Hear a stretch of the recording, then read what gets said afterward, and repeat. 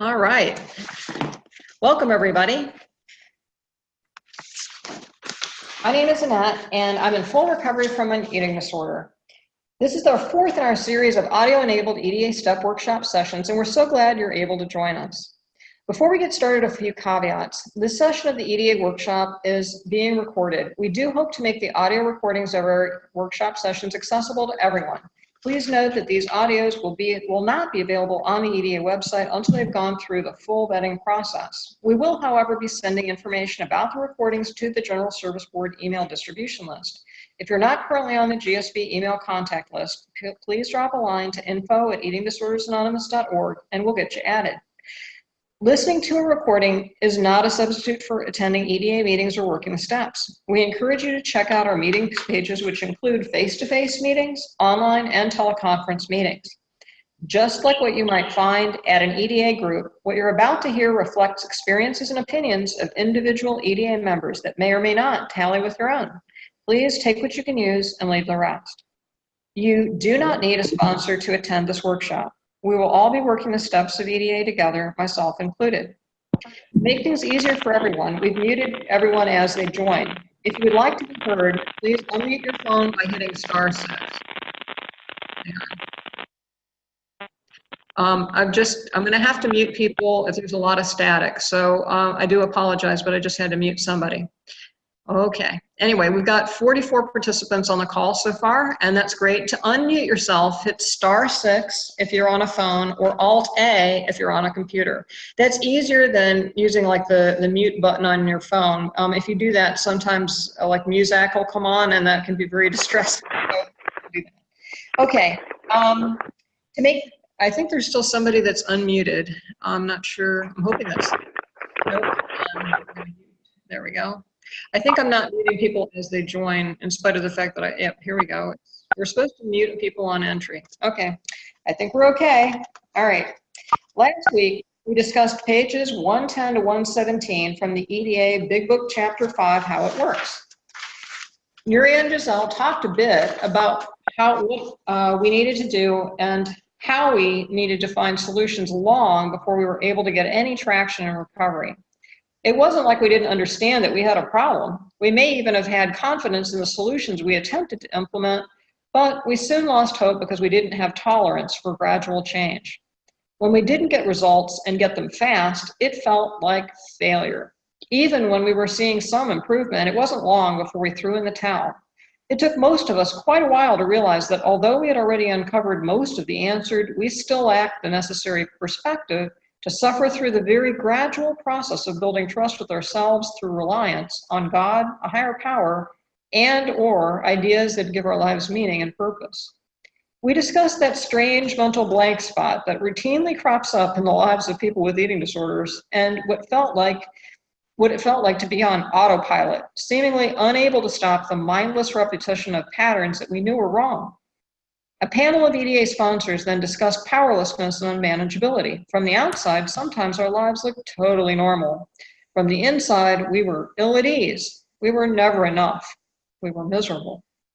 We discussed the idea that step 1 is not about declaring ourselves completely helpless. Step 1 is an acknowledgement that we lack the power to get out and stay out of our old mental traps.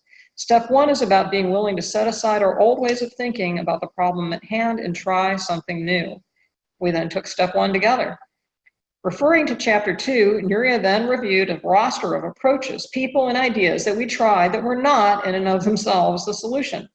We then affirmed that there is a solution, one that keeps us safe and protected. In chapter 3, Giselle and I then discussed mental blank spots and how self-will is not enough by itself to effect lasting change. We wrapped up with a summary of the solution on pages 97 and 98. One thing that did stand out to me in reviewing our work so far is that we don't have to have experienced significant consequences for our lives to be unmanageable. We don't have to be at death's door to be eligible for this program. Well, maybe we're really just at the pantry door looking for life solutions inside. That's most of us at one point or another, isn't it? Well, today we're going to be looking at step 2 and what it means to some of us and why it's such a vital and necessary step in creating that solid foundation. So we're going to take a quick look at pages 97 and 98 which kind of clarify why anyone can have hope of recovery. So Giselle, would you give us your take on pages 97 and 98 real quick?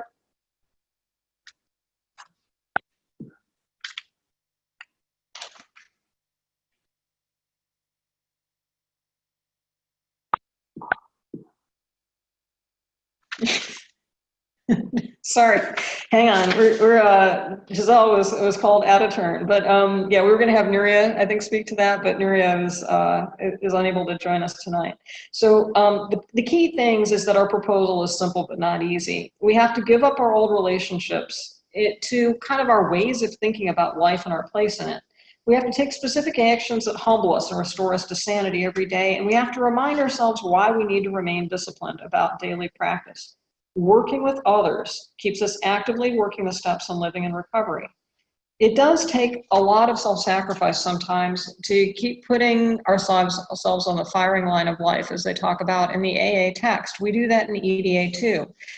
But when we do this with the idea, with reliance on something greater than ourselves, it keeps us safe from losing sight of what really matters. So it provides perspective, it keeps us honest, and keeps us humble. We can't be effective if we're not both of those. The daily practice of surrender and service helps keep us flexible and strong. Without that practice, we become brittle and vulnerable. So one of the things that we get out of this is kind of a sense of durability, and we do get safe and protected from these strange mental blank spots, but it takes time to develop. So we're going to talk more about how we find that sense of resilience in our recovery today. We're also going to be talking about the kind of freedom, peace, camaraderie, and adventure that we have in allying with one another and launching into life without a whole lot of these sort of protective mechanisms that we've had in the past. So anyway, that's how we're going to introduce today. And I'd like to actually talk with folks either here in the room or on the call about who might be available to help with our panel, because we're going to have a question and answer panel about working step 2 in about 20 minutes. So in the room, my name is Annette. I'm in full recovery from an eating disorder. And here's Giselle. Hi, I'm Giselle, and I'm in full recovery from an eating disorder. On the phone, please *6 to unmute yourself. Hi, I'm Leslie. I'm in recovery from an eating disorder. Thank you, Leslie. Hi. Hey, I'm Michelle. I'm in full recovery from an eating disorder. Hey, Michelle. Thank you.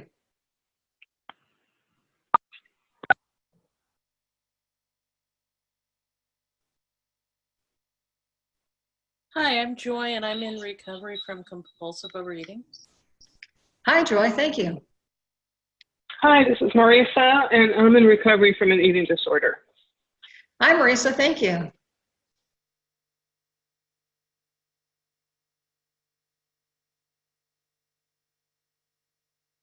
All right, so we're going to go ahead and get started. So today we're going to be doing, we're going to cover most of Chapter 4 and part of Chapter 5. The part of Chapter 4 that we're covering is really about why it's so important to get this grip on something greater than ourselves. Step 2 is about, we came to believe that a power greater than ourselves could restore us to sanity. Last time we talked about sanity and kind of how having the experience of having an eating disorder, even if we just have a mild form of it, really puts us at risk. Health, things. We can have health consequences. We can have interrelationship consequences as a result of engaging in these practices. And it might not be something that takes us to, the brink of death and destruction, and often it doesn't. We can look normal on the surface, but it's still deeply miserable. And so what we're asking folks to do is really consider that although you might not have a label, like if you're a compulsive overeater, that may not feel like a mental illness, and maybe it's not. However, there are still pieces of your behavior, my behavior, that I know didn't feel right, didn't feel like like a smart choice, not rational, actually. And frankly, maybe it's not reasonable to expect human beings to be rational all the time. We're really not. But there are pieces in that where we, looking at sanity, and when we talk about balance as the goal in EDA, we're really talking about sanity. At least that's my definition of it. So when we ask to be restored to sanity, or we are looking to find balance, it's kind of the same thing. So this idea of came to believe that a power greater than ourselves could restore us to sanity is something we specifically address in the chapter called We Agnostics, Atheists, and Believers. At the bottom of page 98, it quotes AA's Dr. William Silkworth, director of a treatment center from way back in the 1930s. And he wrote that, although not a religious person, I have profound respect for the spiritual approach in cases such as yours. For most, there's virtually no other solution. Now, if you're an atheist, that doesn't help. I'm sorry, but I was an atheist, and actually, I'm still an atheist. What I need to tell you, though, is I've come to have that same profound respect that William Silkworth had for this approach, and for just the power of human beings searching for solutions and being able to find reliance. I'm not a person that has that fundamental idea of God deep down within. I'm just not. And that doesn't make me evil or really very different from most other folks, but it's really, I'm not a person that has that. I've never had a real solid religious faith, and so, or even just a spiritual faith. I tried for many decades. But anyway, so I'm really comfortable where I'm at now. What I'd like to do is just, this whole chapter is really devoted not just for people that struggle with the idea of spirituality, but also for people that are of faith. Because one of the things we did in EDA is we kind of opened the doors a little wider than maybe some of the other 12-step programs did. In chapter 4, we have a letter from agnostics and atheists in EDA, and then following that, we have another letter from people of faith. And those are both really important perspectives. So we're going to sample a little bit from both. I'm going to share a little bit from agnostics and atheists. And when I first got to AA, and which was more than 32 years ago now, and got sober 32 years ago, I was convinced it wasn't going to work, because I couldn't, this whole idea of God was just such an anathema. I couldn't get my mind around it. And if it hadn't been for other atheists in the rooms, I don't think I would have ever recovered. I would have died. So I'm really grateful for AA, and I'm really grateful that there were other people in the rooms who could reach out to me and help me get some traction. And that's one of the reasons that we're determined to do that in EDA as well. We're doing it in a more explicit way than was done in the AA text. But Bill Wilson, as we read in one of the letters of support from Roger C., did say that, he thought that the rigidity against atheists and agnostics was a problem for AA. And he says that in several different ways over the course of several different writings.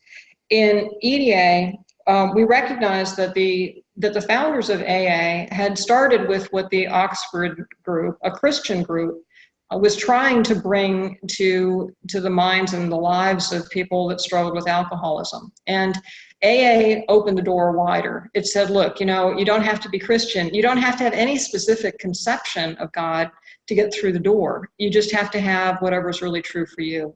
We say the same thing in EDA, but something that's been really true for me personally is that I needed something larger, bigger than me to provide perspective in my life. And for whatever reason, I'm not a person that has that sort of ability to believe, to have faith in things that aren't demonstrable to me.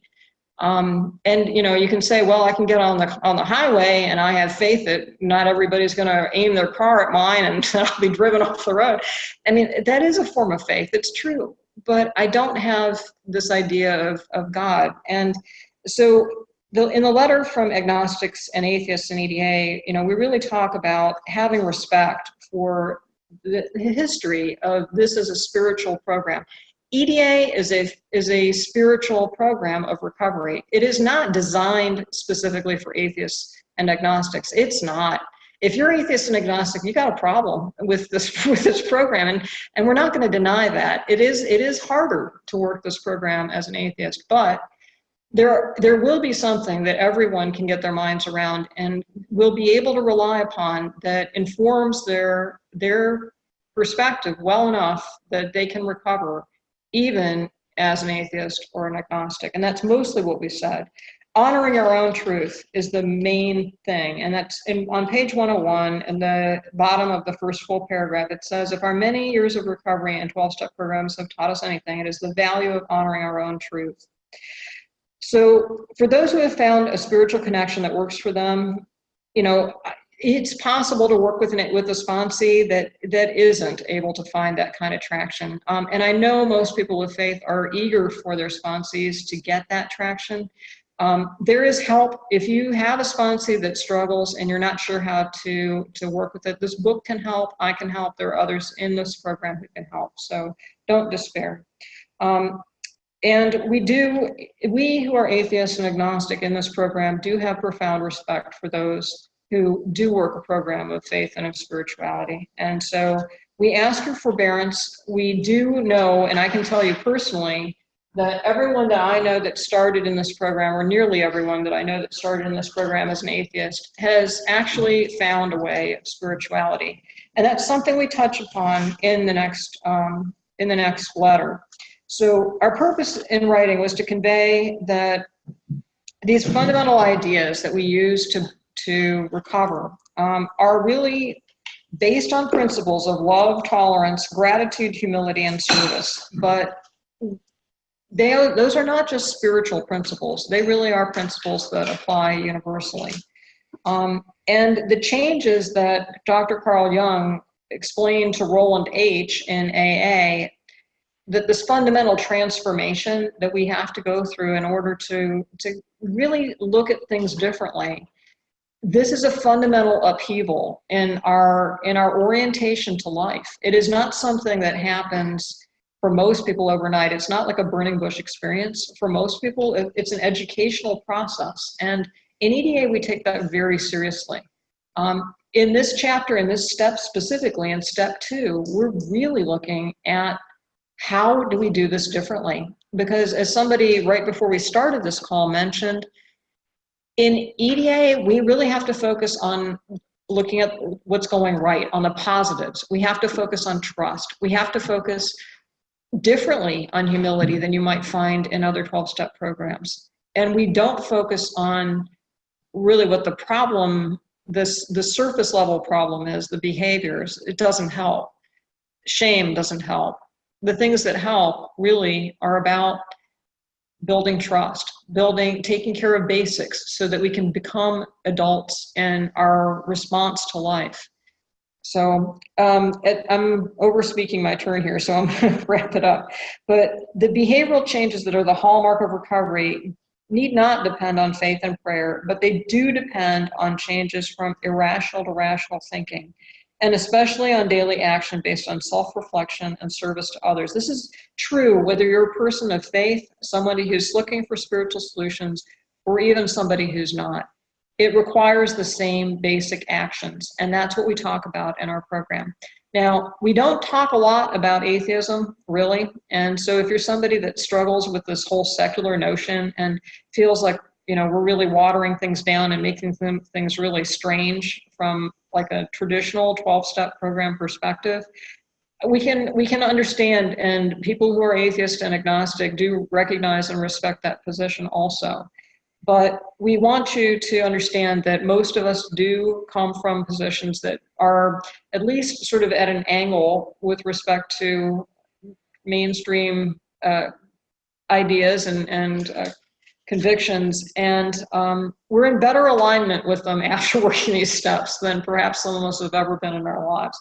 So that process of working the 12 steps is really a lot like yoga for people that are atheist. It can be really profoundly effective without necessarily including the spiritual component.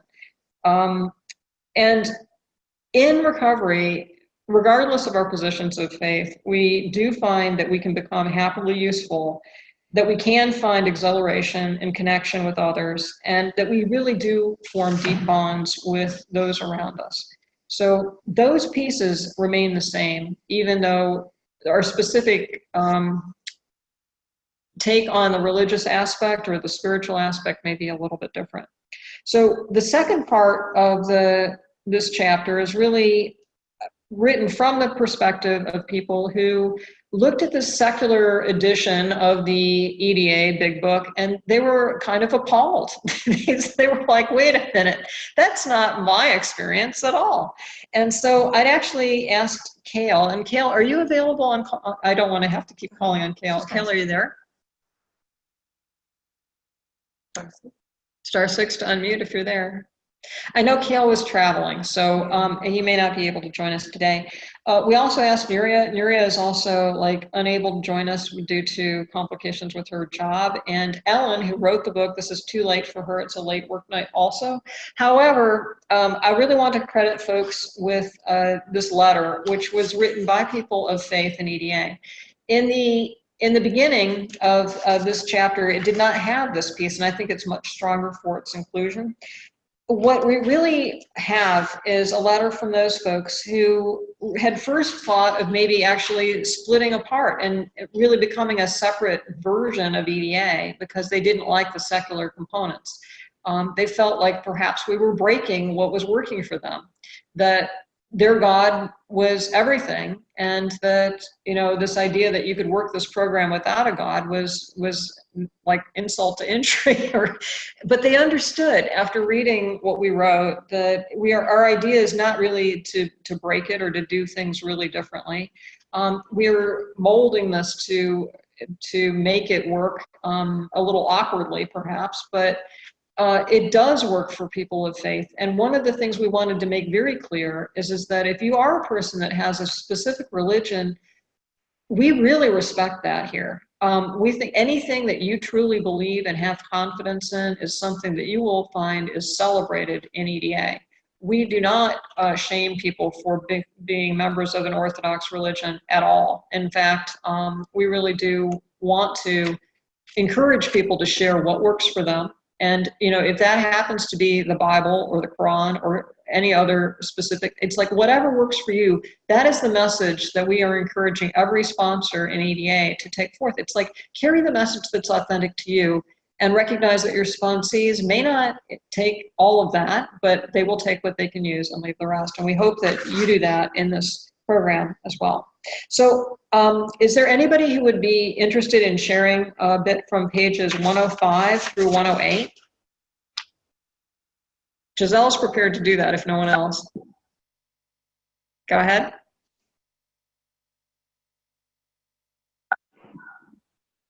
Hi. Go ahead. So what happened was I was pressing a button and I got disconnected. This is Michelle, fully recovered from eating disorder. So I'm sorry I'm coming into something. I heard you say anyone else, and I didn't know if there was something that you were talking, was this about the believers section of chapter 4?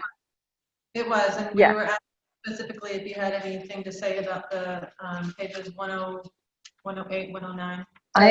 I understand, and I'm sorry for putting this on the recording. I did offer to share something, and I just wanted to make sure I didn't miss the section. So with that, I will be quiet. So, Michelle, we'll have you speak again when we get through the step 2 part of chapter 5. That'll work. Thank you. All right. This is Giselle. I just had a different perspective. I guess what I thought of is I'm, I guess, a little more on the balance. I'm not too extreme in one way or too extreme in the other. I say that because I came from a real legalistic upbringing with God. I was bad, and everything, rock and roll was bad, everything was bad, and I'd probably get saved every other week, and it was just not a good experience, and it was hypocritical, and it's in my story, but I came from a very hypocritical upbringing with God, and so when I finally got into recovery and I got into AA, I had a problem. I had a problem. And it took me a long time. And I don't think I really hit that amazing life-altering, mind-altering change until, I don't know, I'd have to look at the dates, but it was a long time. It wasn't until after my mom died, and I had one of those big mental blank spots that it talks about in the beginning of this chapter, and I hadn't had any bulimic behavior because that was my main gig. I didn't have any bulimic behavior for probably a decade, so I thought I'm good, I'm golden, and then my mom dies, and that was left me. I didn't have the tools. I didn't have the tools to deal with it, and I tried to get into therapy. Or I did. I got into therapy, and I tried to deal. But I guess I wasn't ready. And then that mental blank spot, I didn't recognize it until later. But all of a sudden, I'm anorexic. All of a sudden, I'm about to die. I've lost so much weight, and I can't deal with food. And if that's too much detail, I'm sorry. But all of a sudden, I'm anorexic, and I don't know what happened. And that's where that mental blank spot, I didn't realize I was there. And I felt so much shame. But then I took suggestions. I talked to people, got an eating disorder therapist, got an eating disorder nutritionist. I did those things that they talk about, not just in this text, but in the AA text. If you're, in AA, that you get outside help if you need it. It's an all-encompassing, and it's your religious experience. It's the whatever your faith is. It's tools from therapists. It's all of it that is encompassing, that gives us that balance of finding that aha. And I finally found that aha through all that. And I kept with a therapist after that. And it wasn't until I finally discovered that I have to let things go. I have to get out of myself. I have to get out of the way. And that's where I find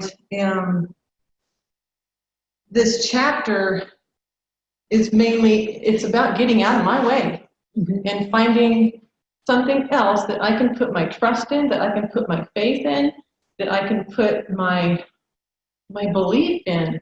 And if I'm in the way, I'm not going to see it. And I was in the way my whole life. I mean, I just depression and just in the way. And so it wasn't until I let myself go, in a sense, and could start seeing all the things around me, the spirituality that I was introduced to along the way. And I say this, the God that I believed in before hasn't changed. It's my perception of that God has changed and what that all encompasses. And I have let it out of the box. And I say that a lot because I can't put God in a box. I can't put my spirituality in a box. It changes. It changes with my perception and how I grow and how I change. But and that's just where I come from. But that's what it talks about in the chapter is wherever you come from, whatever you can believe in, whatever you can trust in, that's where it's at. And that's what's the biggest important thing. And just getting out of the way. Thank you, Giselle. On page 105, the people of faith, really, they wrote to the folks reading this book, and I do want to just point out a couple things from that section. So the thought of downplaying the importance of faith and reliance upon a higher power didn't set well with these folks. On page 105, they say, "We had our faith and we loved it. As it stated in the AA text, when we became alcoholic or eating disordered, crushed by a self-imposed crisis we could not postpone or evade, we had to fearlessly face the proposition that either God is everything or he is nothing. God either is or he isn't? What was our choice to be? We chose that he was. Further, how could we ignore believers who consider God to be the most important aspect of their lives or casually reduce this power down to a greater good? We feel so strongly about our faith and our love for God or our higher power that we propose that we include this response in the EDA volume for those that embrace the way of faith. So one of the things that they came to, and they refer to this on page 106, is that we'd like to point out that some of us who had strong faith didn't always have it. Many of us acquired faith or went back to it when we got sober from our eating disorders through working the steps at EDA. Many of us had some level of faith and some had none at all, yet we found that with seeking our higher power, God, as we understood him, we could find that without seeking our higher power, God, as we understood him, we could find no recovery. So we found that our relationship with God has indeed become the most important aspect of our lives. That's why we wish to share the great reality and the great wonder that is our faith, and why we feel uncomfortable when it's reduced to the level of a greater purpose. Many of us have come to feel that conscious contact with God is something that we cannot ignore or evade if we wish to maintain recovery. And we respect that others find recovery through reliance on other conceptions, but we want to share our personal understanding with newcomers, and that is something that EDA totally embraces. So the people that wrote from a position of faith also wanted to point out that faith alone is not enough. They mention in the middle of page 107 that faith, to be sure, is necessary, but faith alone can avail us nothing.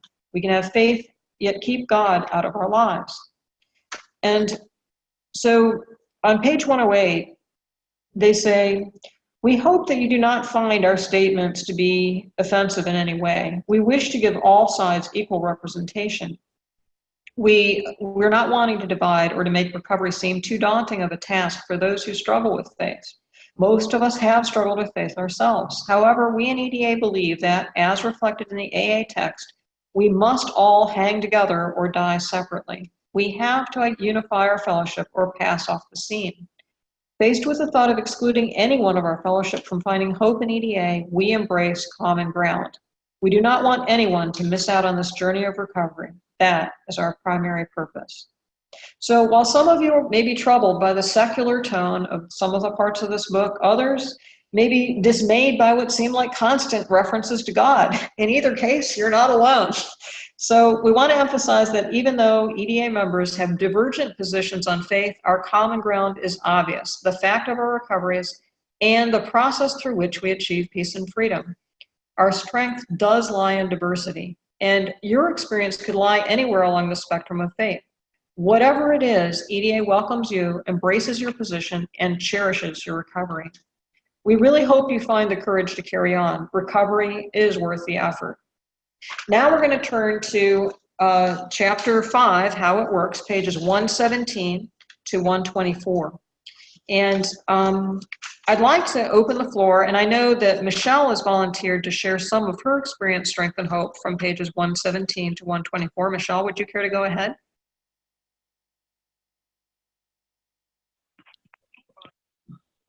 Hi, this is Michelle. I'm fully recovered from an eating disorder. I identify with some things that we read, and then I don't identify with other things that I read in this book. And I think what really stood out to me most, or what stands out to me, is the idea of opening myself up to a relationship. The idea of that sentence itself kind of repeats itself. And the idea of honoring where we are. And I think the other aspect of it is too, it talks a little bit further in here about connection. And then there are other aspects that I don't really understand. And I really identified with, what was discussed about out of the box. For me, I was never able to, that's not even true. I've been like devout everything, right? Devout most religions, devout various practices. And I've even been a devout atheist. So there you go. And devout agnostic. And I don't know if I'm any of that, or maybe I'm all of it. I don't know. But in any case, what happened for me is that I had a moment. I used to be very devout in religion, and I feel like I woke up one day and my connection was gone, and it was really, really painful. And it lasted a really long time.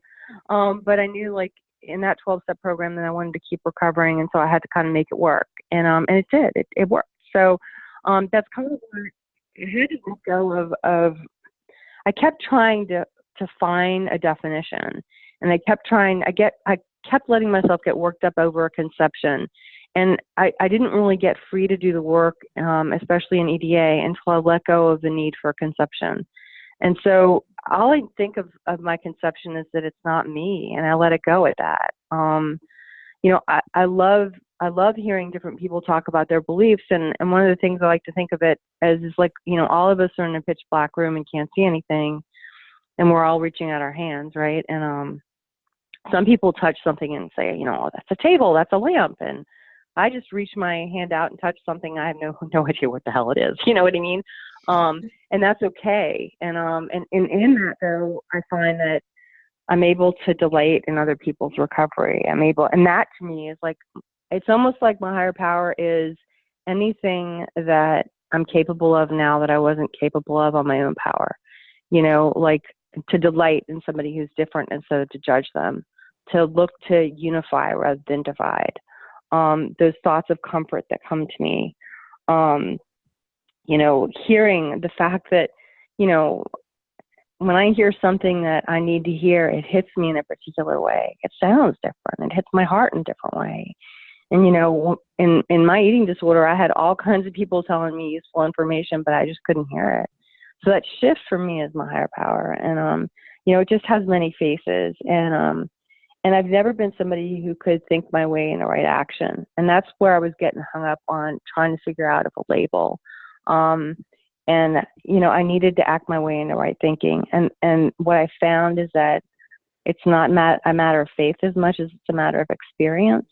It's not, I don't believe my higher power is the process, so to speak, but I have faith in the process. I just needed something that worked. And I feel like if I just put one foot in front of the other, everything kind of just works itself out. And I kind of am really grateful the fact that I feel like everything's open, and I'm comfortable with where I am. I'm comfortable not knowing. And I also know, having been where I was before, that the ground could shift at any moment and it could change again. And that's okay too.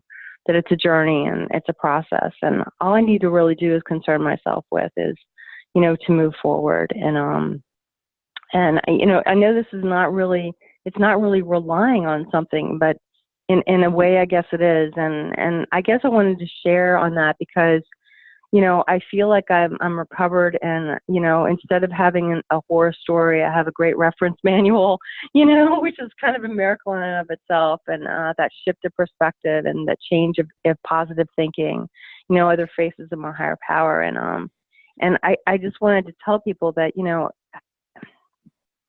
I lived for 34 years with a merciless eating disorder. And if I can recover, anybody can. And I didn't need much to make a beginning, right? I just need to kind of be willing to be willing. And I think that's all I really want to share. Thanks. Thanks so much, Michelle. I really appreciate that. So starting on page 117, in step 2, it mentions that many of us had no problem whatsoever with the fundamental idea of God. A lot of folks, everybody mostly, has had some exposure to these ideas, and many of us come in with faith. So we don't want to spend a whole lot of time focusing on those who have no faith, but one of the things that most people with faith do struggle with is that how to apply this to recovery from an eating disorder. How does that really work? Well, first of all, a lot of folks that have faith sometimes have negative fear or resentment towards God, and they feel like this food thing is something they should be able to manage themselves. And turning that over to something that is greater than themselves sometimes just doesn't feel very natural. Those who don't have a position of faith really struggle with this idea of how to reconcile this idea of a power greater than ourselves could inform what we do at all. Some of the ideas that help is sort of remembering that the natural processes do want to bring things back to a position of health. So if you have trampled on a plant, most of the time the plant will recover. Lost lizard tails grow back. If you break a bone, it's going to knit back together whether you have a doctor reset it or not. Isn't that kind of amazing? Those natural forces, even if you're atheist or agnostic, they're real, they're undeniable, those are demonstrably true. So that's a kind of a cool thing. And so you can have faith in this idea that there is like this life creative process at work that all of us can experience. But, the idea of like, how does that inform these things where I can clearly like make decisions that are not along the lines of what would be healthy every single day, so how do we reconcile our own will and aligning that with this healthy process? Sometimes that's just really kind of vague. I struggled with that for a long time. So the process requires profound honesty and a daily practice that includes both self-reflection and appreciation for everything that's good and right. The more I focused on what was wrong, the more wrong everything seemed to get. And the more wrong I focused on, the more I seemed to need my eating disorder to kind of make it feel less horrible. It's important for us to remember, and we mentioned this on page 119, that regardless of our position, religious, spiritual, atheist, or agnostic, we're all in the same boat. Whether we believed in God or not, our dependence on our eating disorders demonstrated that God could or would not relieve our condition without our explicit permission, cooperation, and ongoing action. The situation is the same for everyone. And so for people of faith, we commit ourselves to God as we understand God and then live out that commitment on a day-to-day basis. We have to take action. Faith alone is not enough.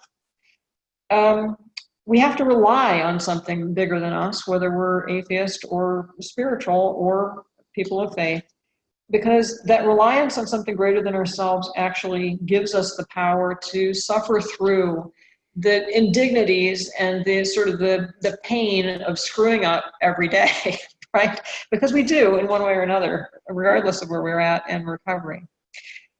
If we're people that struggle with stuff, you're going to find a lot of references to God in any 12-step program. It may feel insurmountable, but we can rely on other things, maybe ideas of fairness or justice that are bigger than we are. If we care about those things, and if you're depressed, you might not be able to, but if you do care deeply about causes and conditions outside yourself, focusing on those will give you enough perspective to make better choices, because our job is to show up and be of service. If we're all bollocksed up with ourselves, we're not, like Giselle was saying earlier, we'll be in the way. And so to get out of our own way, we have to take care of basics.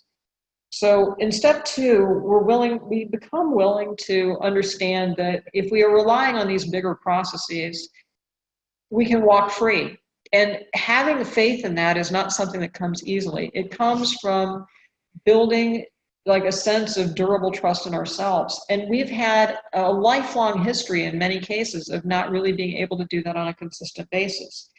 In order to recover, on page 120, it says we needed a different way of looking at the world and our place in it because our old way left us vulnerable and prone to acting out. We needed to rely on this new way of looking at the world instead of our old patterns of thought and behavior to provide perspective that brought us peace, and we found we could not rely on anything that we were not willing to trust. And the result was nil until we let go absolutely. That's a scary thought, letting go absolutely. How the heck do we do that? Well, we have to believe in it first. Okay, so that's a challenge. Our job in step 2 is to identify or define something greater than ourselves that we can open ourselves up to and trust, because we need to rely on it. Now, in other 12-step programs, you sometimes hear about like, well, that doorknob's not going to take a drink today. You can trust that doorknob. And you know what? That may hold true for folks, but it didn't really hold a lot of purchase with me. I needed to put my faith in something that was bigger than me, that was more important than me. And I'm sorry, but that's not going to be a doorknob.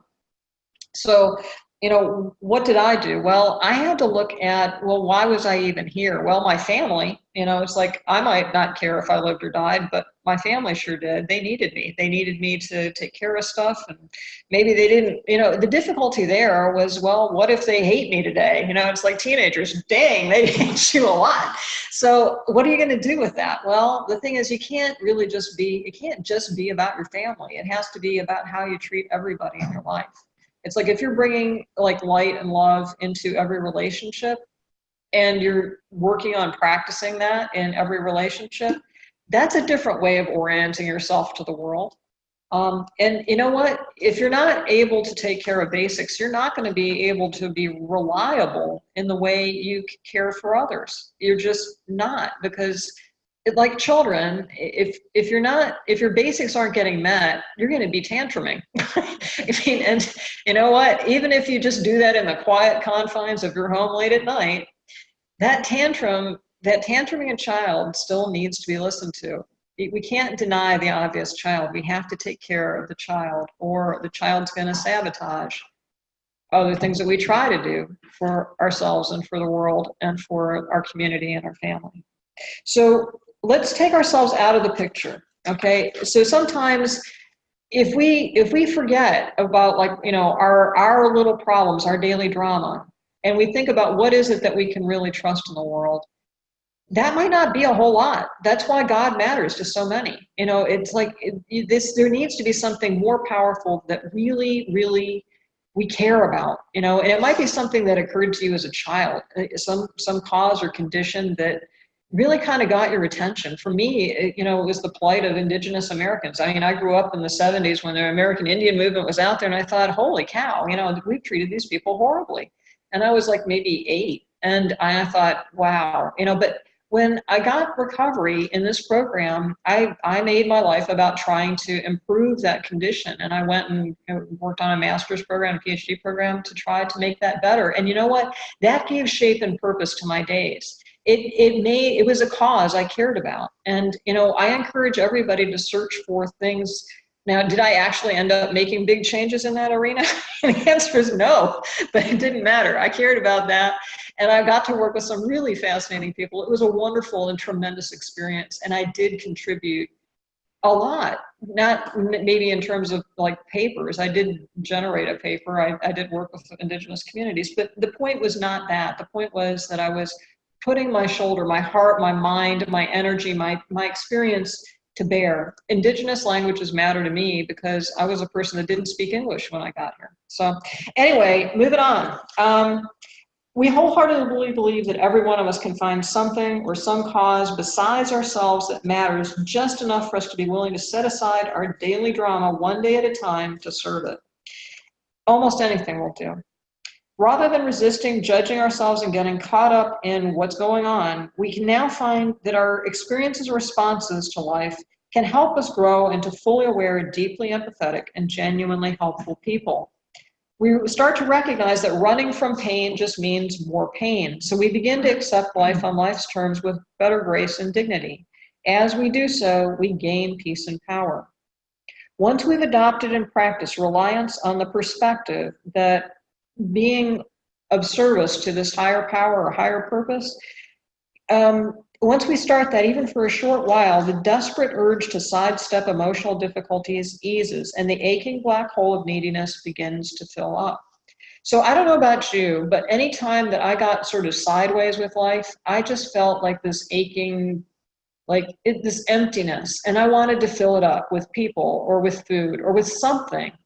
And that didn't really ever go away until I took care of basics. I mean, it's like, and I was frightened of these emotions. The emotions were overpowering. As I really started to put my life into perspective, it became clearer to me that the emotions were just signals, that I needed to do a better job to take care of things. I needed to listen to myself. I needed to take care of the things that were getting ignored. It's like my priorities weren't right. I wasn't spending my time on the right things, and I still sometimes get there.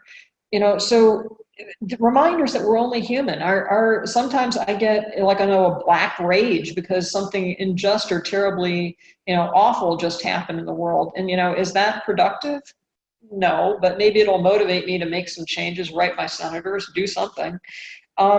sometimes emotions are just challenges to our commitment to place service to the greater good ahead of our self-generated emotional states. Well, that can be true too. Sometimes it's like, okay, take care of the basics and push on. Other times it's these things that life confronts us with are just like challenges that help us grow more resilient, more strong, more flexible, more tolerant, more accepting of others. So we're going to now take a few minutes and we're going to turn to our panelists. We have Giselle, we have Leslie, Michelle, Joy, and Marissa, who are ready to talk a little bit about their own concepts of balance, trust, and what gets in the way. So we all had an assignment from last week to write a little bit about our ideas of what is right and good, what gets in the way of our idea of sanity. What do we say to ourselves when we're like busy rehearsing all of these ideas about why we can't? What do we say to bring ourselves back to that commitment to balance? So I'm going to open that floor for anybody that wants to speak about that. And we have 3 additional questions that some people have sent in. So let's get started. Who would like to start? This is Leslie. I can start. Go ahead, Leslie. Hi. So thank you for this. This is very similar to the way that I worked the step with my first sponsor. And we're just going through the text and reflecting on it. And when I first worked the 12 steps in a different fellowship, in Al-Anon actually, I remember step 2 was a real opportunity to look at what do I truly believe and trust. And the concept that, we might have to fire our higher power, like our current concept of a higher power, and borrow someone else's to see if was an interesting idea to me because from my perspective, if you ask 100 different people what they believe, like what is God to them or what do they believe in, you'll get 100 different answers. And if you ask 1,000 people, you get 1,000 different answers. And so it's a very individual thing.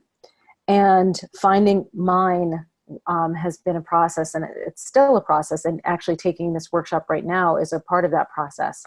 But I was sharing this with a sponsee earlier this week that my sponsor asked me to ask people who seemed to have a good spirituality what their concept of a higher power was.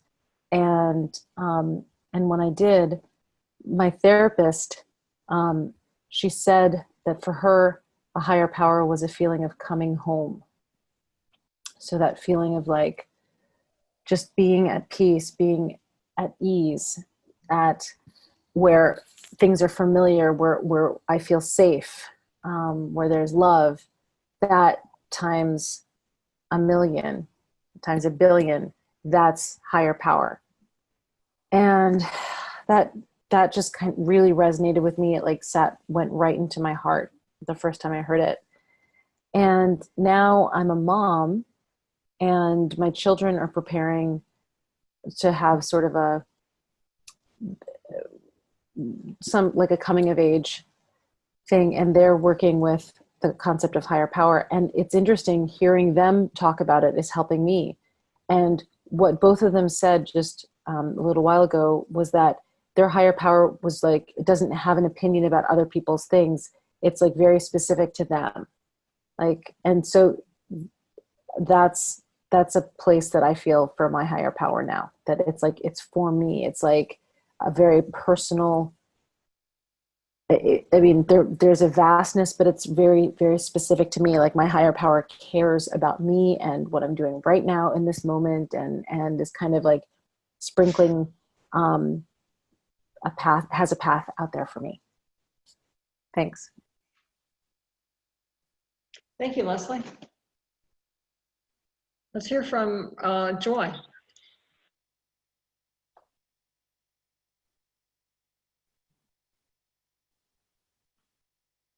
Joy, are you there? Yeah, sorry, I was just muted. Okay.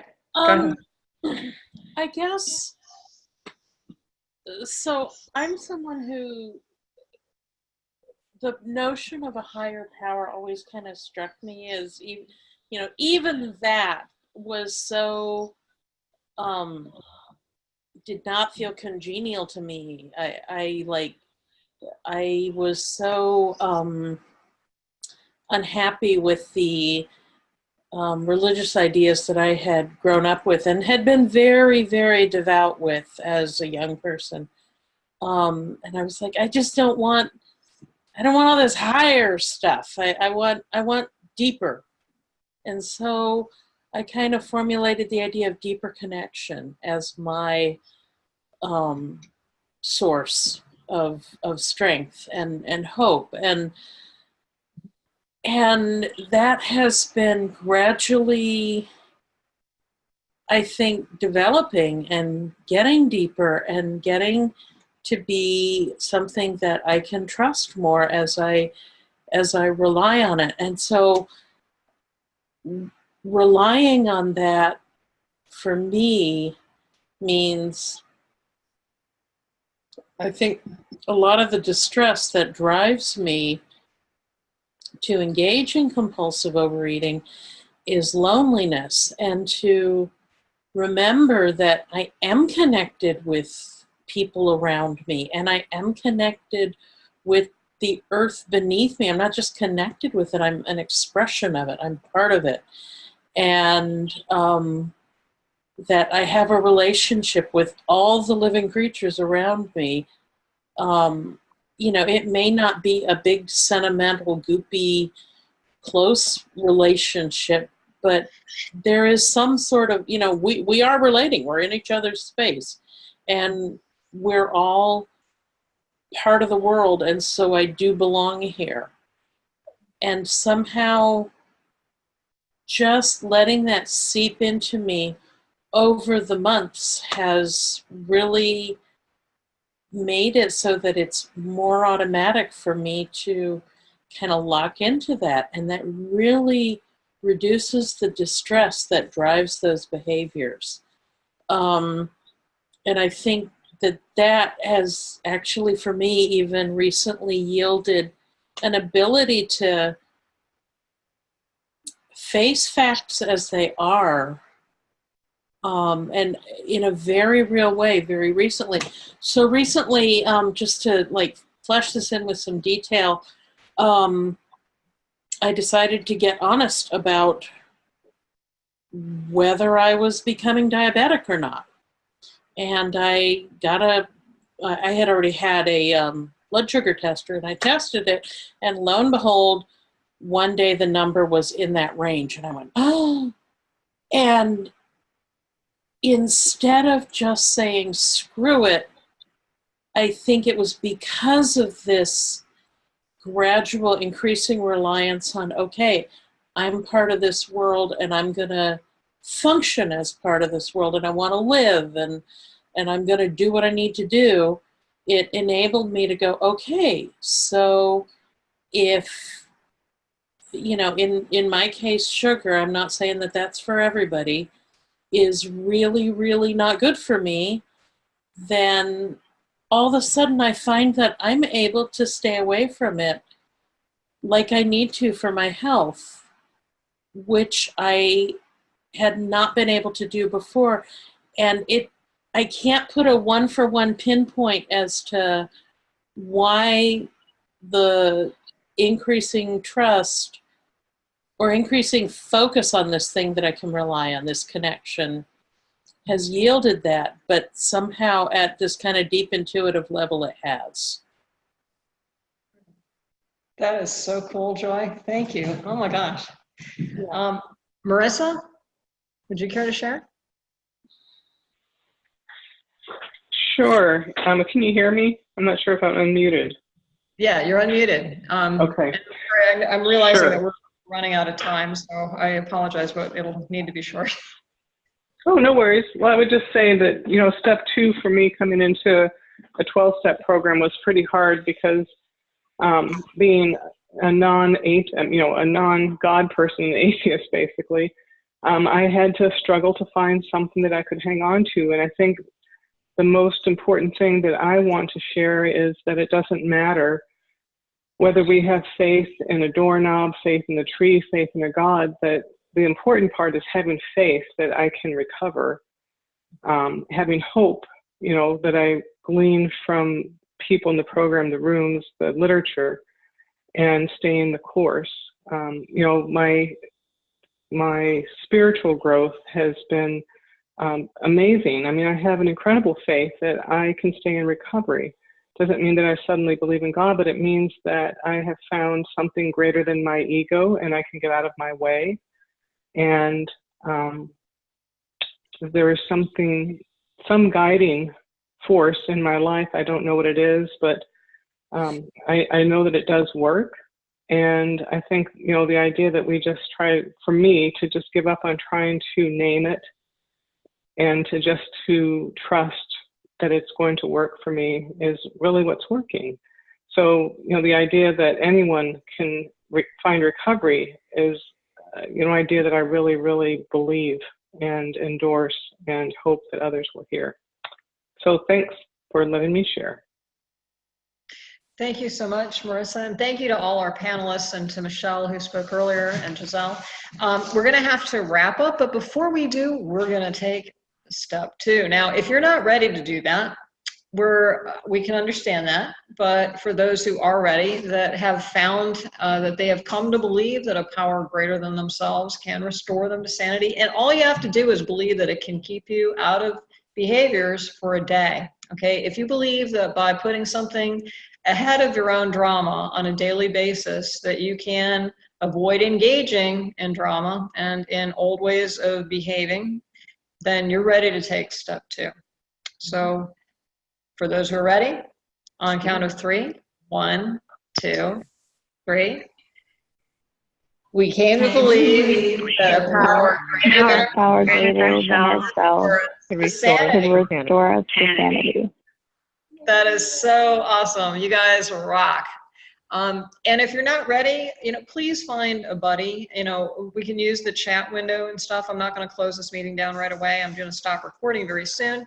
Here is our assignment for next week, October 4th. We're going to be reading Appendix B, pages 490 to 499, and Chapter 5, pages 124 through 131, and complete the workshop worksheet, page 5, preparation for step 3.